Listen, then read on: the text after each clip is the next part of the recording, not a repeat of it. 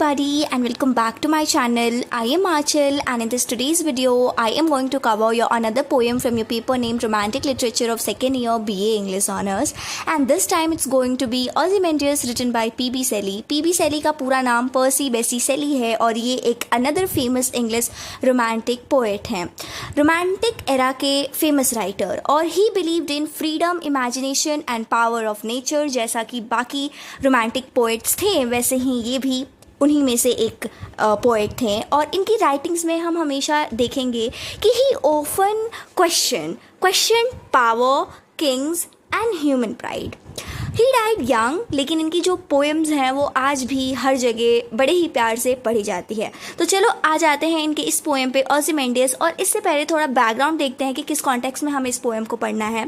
तो सबसे पहले इसे लिखा गया था 1817 में, एंड ये जो पोएम है ना ये इंस्पायर्ड है रियल एंशिएंट इजिप्टियन किंग से जिनका नाम था Ramesses II, who ruled with a great power and built many huge monument. जो शेली है he was showing how even the greatest, इस पोएम में हम देखेंगे कि कैसे पीबी शेली ने हमें दिखाया है कि कैसे ग्रेटेस्ट रूलर या एम्पायर भी टाइम के साथ फेड हो जाता है। यानी हर किसी का एक टाइम होता है, उस टाइम पे वो फेमस होता है, ग्रेट होता है, बट वक्त के साथ वो चीज़ें भी फेड हो जाती हैं। No matter how powerful they seem, मतलब कितना पावरफुल वो दिखे ये मैटर नहीं करता है, वक्त के साथ चीज़ें फेड हो जाती हैं। अब इस पोएम को उस टाइम पे लिखा गया था जब लोग, आसपास की जो आम जनता थी वो क्वेश्चन कर रही थी किंग्स पे, एम्पायर्स पे एंड पॉलिटिकल पावर पे।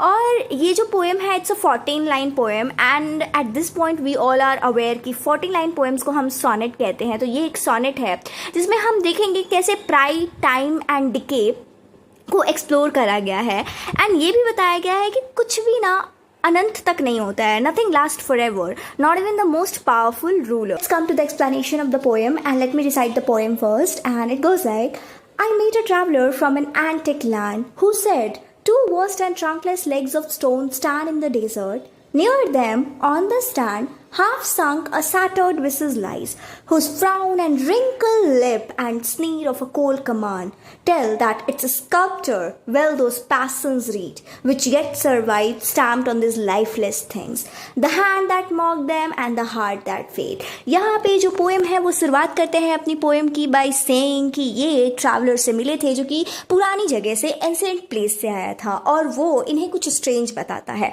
वो बताता है कि इसने कुछ देखा मिडिल ऑफ अ डेजर्ट। यहाँ पे अब इसने देखा दो बड़े बड़े ह्यूज स्टोन लेग्स जो कि अकेले खड़े थे, और उस स्टैचू की जो बॉडी है वो मिसिंग थी। फिर ये बोलता है कि उन लेग्स के बगल में मैंने देखा एक, मतलब उसी स्टैचू का फेस, और जो कि थोड़ा टूट चुका था एंड वहाँ पे हाफ बरीड था। अब यहाँ पे बोलता है कि इवन दो वो फेस ब्रोकन था, लेकिन उस फेस की, उस टूटे हुए स्टैचू की फेस की जो एक्सप्रेशन थी ना वो काफ़ी क्लियर थी। उसमें मुझे दिख रहा था कि वो फेस कितनी एंग्री है, प्राउड है एंड फुल ऑफ एटीट्यूड है। The lips were tight, the eyebrows frown and there was a cold commanding look. मतलब अब यहाँ पे डिस्क्रिप्शन है उस टूटे हुए स्टैचू के फेस की कि कैसे लिप्स वर टाइट, आईब्रोज थोड़े फ्राउन थे and there was a cold commanding look, एक कमांडिंग लुक था, वो कमांड करने वाला वे टाइप एक्सप्रेशन था कि वो किसी को ऑर्डर दे रहे हैं वैसा। अब ये चीज़ दिखाता है कि कितने अच्छे से स्कल्प्टर, जिसने भी उस स्टैचू को बनाया होगा, वो आर्टिस्ट, उसने कितने अच्छे से किंग के पर्सनालिटी को समझा होगा, देखा होगा और पढ़ा होगा, जिसके थ्रू वो इतनी अच्छी फेस और स्टैचू बना पाया कि उन सारे ही एक्सप्रेशन को इसने इस स्टैचू में डाल दिया। He had carved those proud expressions so perfectly that you can still feel them even in the broken pieces. And when it says the hand that mocked them, यहाँ ऊपर हमने पोएम में ये लाइन देखी, the hand that mocked them, इसका मतलब है कि आर्टिस्ट ने उन सारे ही इमोशन को एग्जैक्टली कॉपी कर दिया है, उस किंग के पर्सनालिटी के जो भी चीज़ें थी उन सबको कॉपी कर दिया है इस स्टैचू में, almost making the fun of a king's arrogance. And यहाँ पे फिर से हमने एक लाइन देखी, द हार्ट दैट फेड, इसका मतलब है Kings own heart was a full of pride and power and that's what gave birth to that expression। यानी किंग खुद जो राजा होंगे उनके पास तो प्राइड एंड पावर सब कुछ होगा, और उसकी वजह से ही वो एक्सप्रेशन आया, और आर्टिस्ट ने उस एक्सप्रेशन को इस स्टैचू में डाल दी।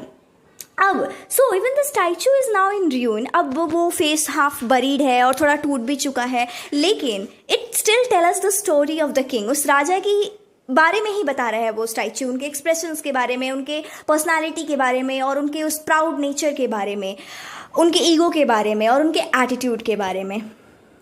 आगे की लाइन्स हैं, and on the pedestal these words appear, my name is Ozymandias, king of kings. Look on my works, ye mighty and despair. Nothing beside remains round the decay of that colossal wreck, boundless and bare. The lone and level sand stretch far away.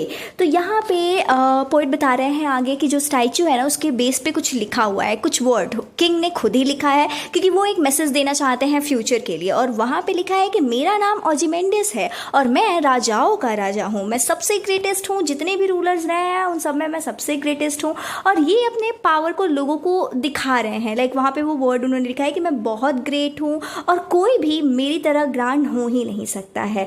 लेकिन यहाँ पे अब एक बहुत बड़ा twist है, क्योंकि जब हम स्टैचू को देख रहे हैं, यहाँ पे लिखे इस वर्ड को देख रहे हैं और आसपास देख रहे हैं, तो हमें तो किंगडम नज़र आ ही नहीं रही है, कुछ भी बचा ही नहीं है। जिस ग्रेटनेस के बारे में ये बात कर रहे हैं वो कहाँ गई, वो तो चली गई कहीं, और वो दिख ही नहीं रही है। आसपास देखने में तो बस ये रेत ही रेत, ये मिट्टी ही मिट्टी दिख रही है।